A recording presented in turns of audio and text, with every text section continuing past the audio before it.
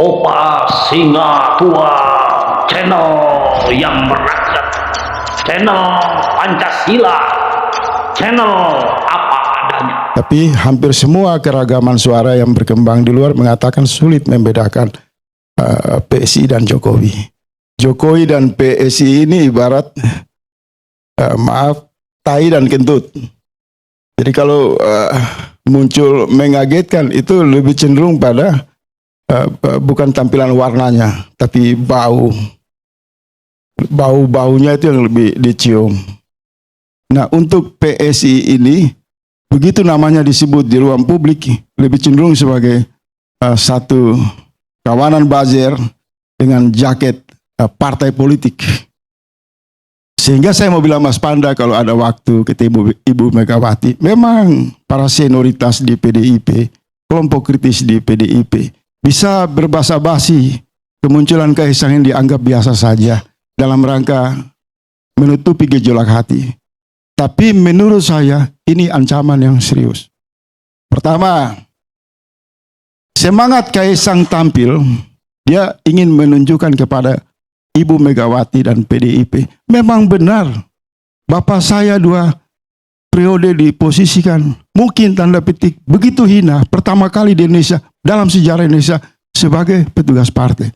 Tapi sekarang saya memiliki status yang sama dengan Ibu Megawati. Sama-sama ketua umum.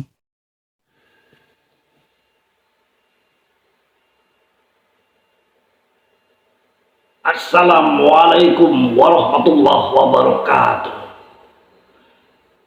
Kembali bersama Opa Singa Tua. Oke, kali ini Opa akan coba menjadikan kita kenal dengan yang namanya tokoh politik, dan beliau juga tokoh seniman yang begitu legendaris, yaitu Om Eros Djarot, yang kita kenal dengan beberapa tulisan-tulisan lagu-lagunya yang suka dibawakan oleh Chrisye, dan juga beliau juga pengamat dari berbagai ragam politik. Nah, kali ini Opa akan mencoba menjadikan tulisan Om Eros Djarot ini, Opa akan jadikan suatu narasi yang akan Opa bacakan narasinya. Dan ini sangat menarik sekali Opa, karena Opa lihat buka-buka di satu Opa dapatkan dari sumber Haji News. Judulnya yang Om Eros tulis adalah Indonesia adalah untuk Kaisang dan Gibran. Ini ditulis oleh Om Eros Djarot, dan untuk itu kepada pemirsa pecinta Opa Singa Tua Channel, mungkin enggan untuk membaca, tapi senang untuk mendengarkan daripada channel Opa Singa Tua dengan narasi-narasinya.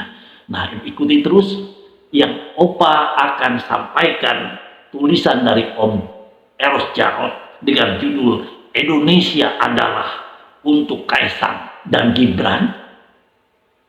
Dengarkan narasi dari Opa.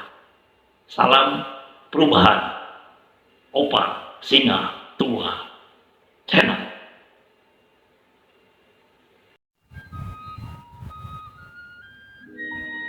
Indonesia adalah untuk Kaisang dan Gibran.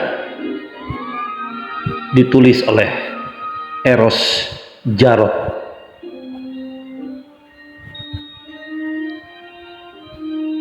Kita semua pasti masih ingat betul bagaimana mayoritas rakyat Indonesia pada akhir Pilpres 2014 sangat bergembira, bercampur bangga memiliki seorang presiden bernama Jokowi.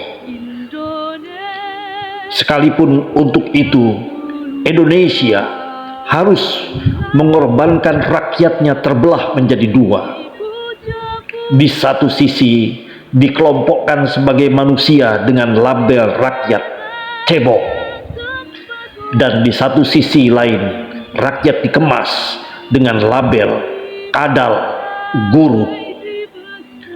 Suatu kondisi yang harus dibayar dengan harga sosial yang sangat mahal dan tak ternilai angkanya dalam hitungan rupiah maupun dolar.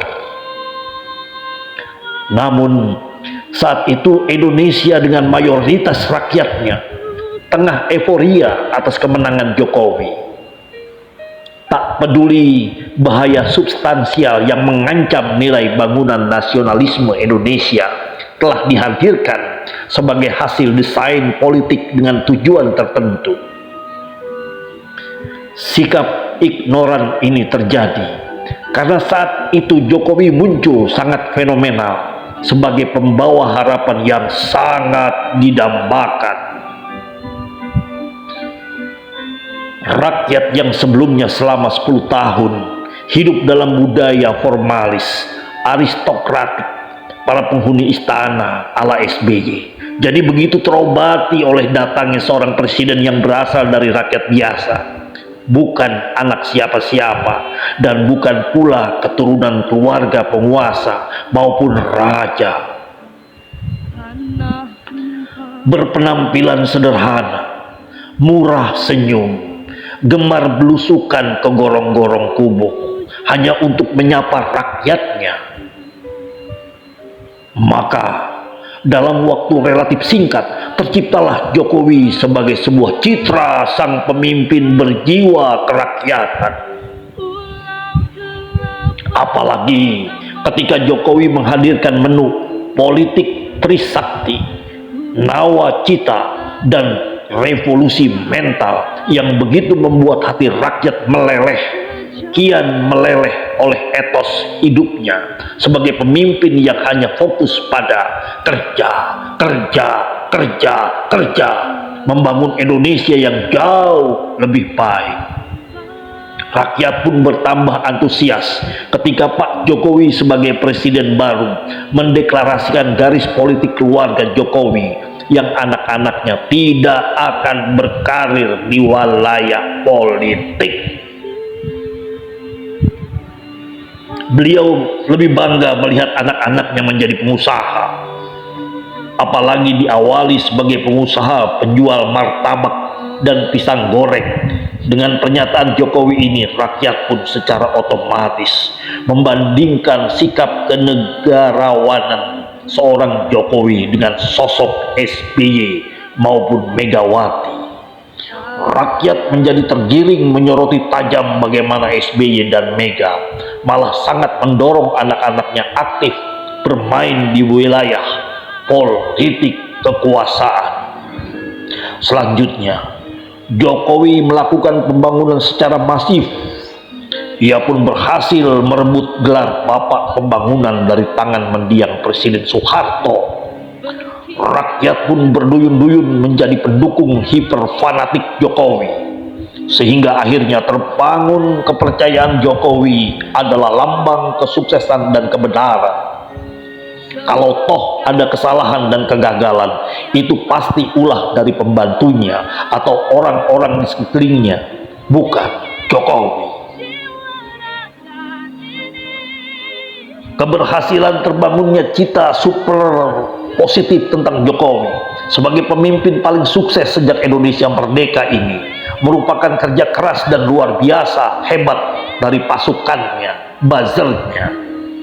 Mereka lah mesin cuci politik yang sangat efektif dan selalu berhasil menghapus bercak noda kotor sekecil apapun yang sempat menempel di pakaian seorang Joko Widodo, sehingga Jokowi dan citra positif merupakan sejoli yang tak terpisahkan. Jokowi can do no wrong. Jargon ini melekat dalam berhak masyarakat di lapisan menengah, bawah, dan sangat bawah. Namun belakangan ini agaknya rakyat mulai didorong oleh keadaan yang membuat mereka mulai gamang. Secara perlahan dan gradual rakyat kembali merindukan kondisi dan suasana seperti pada era kepemimpinan Jokowi di awal periode pertama sebagai presiden. Rakyat sudah mulai banyak yang bertanya-tanya, bahkan meningkat pada suasana menagih janji akan realisasi. Trisakti, Nawacita, dan revolusi mental. Dalam kehidupan sehari-hari berbangsa dan bernegara, rakyat mulai dibenturkan pada dua ekstrim konstruksi sosial, politik, ekonomi di wilayah kenyataan hari ini. Desain dan harapan berikut mimpi indah Das Solen yang pernah dijanjikan di tahun 2014.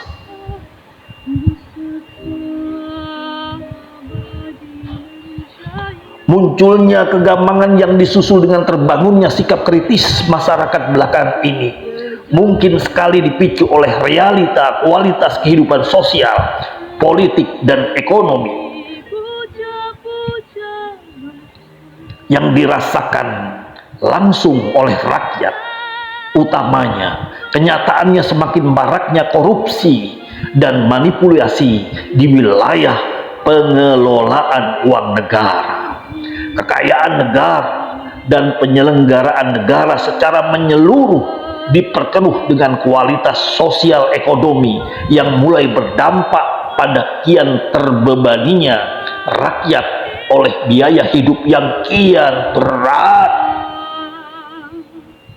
Sementara di sisi lain, para pemimpin partai dan politisi hanya sibuk dan asik ribet dan ribut sendiri dengan urusan perebutan posisi dan kekuasaan seputar pemilu Pilpres 2024. Seperti tak ambil pusing terhadap kualitas kehidupan rakyat yang tengah berjuang hidup sebagai survivor, sekedar hanya untuk dapat hidup layak, bahkan hidup pas-pasan.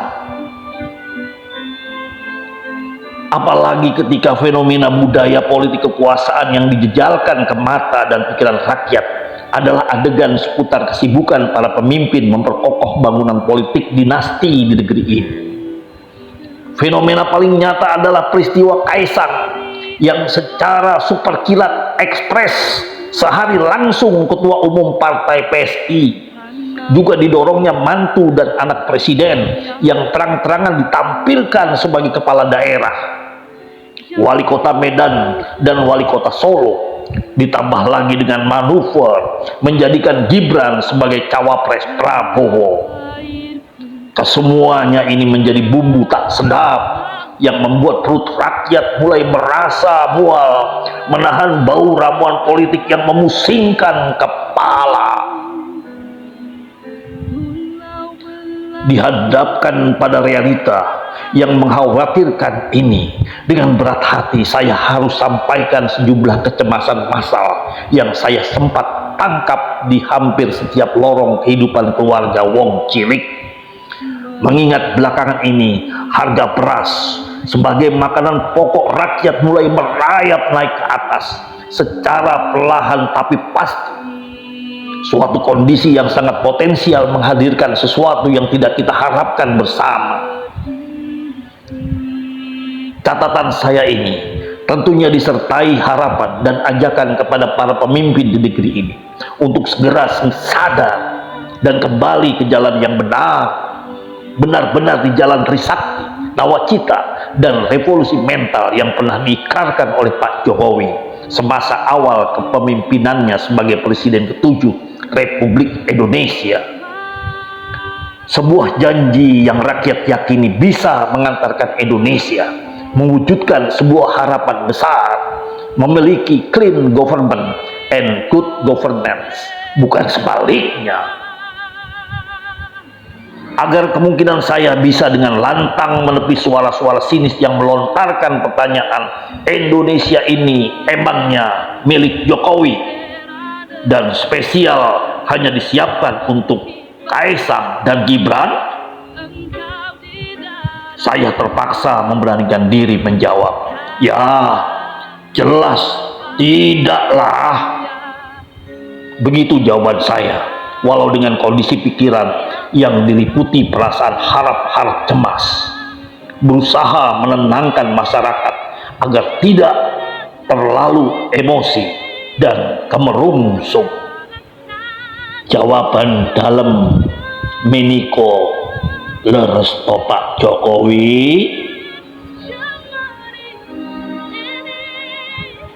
Ada apa dengan negeri ini? Investasi Cina mampu mengusir puluhan ribu rakyat Indonesia. Apakah Indonesia butuh dengan mereka? Jelas tidak, mereka yang butuh dengan kekayaan Indonesia. Baiklah, sudah mendengar narasi dari Opa yang baru saja Opa bacakan lewat slide video berikut. Satu paket dengan video yang tadi pemirsa pecinta Opa Singatua dalam mendengarkan narasi-narasi dan puisi Opa. Semoga apa yang tadi Opa narasikan yang ditulis oleh Om Eros Djarot mengenai apakah Indonesia buat Kaisang dan Gibran, semoga menjadi mindset yang begitu mengena buat rakyat Indonesia, bahwa negeri ini bukan untuk satu orang, tapi negeri Indonesia ini milik seluruh rakyat Indonesia.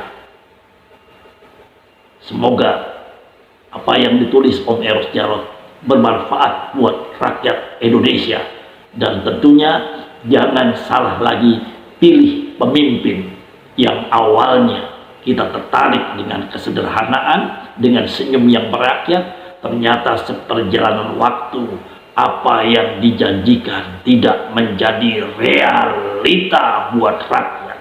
Justru sebaliknya, rakyat semakin ternganga dengan keadaan tanah ini, dengan tanah negeri ini. Sekali lagi, Opa harapkan jangan salah pemimpin, jangan salah milih pemimpin. Cukup yang kemarin menjadi sejarah catatan buat kita semua. Salam perubahan dari Opa Singatua Channel.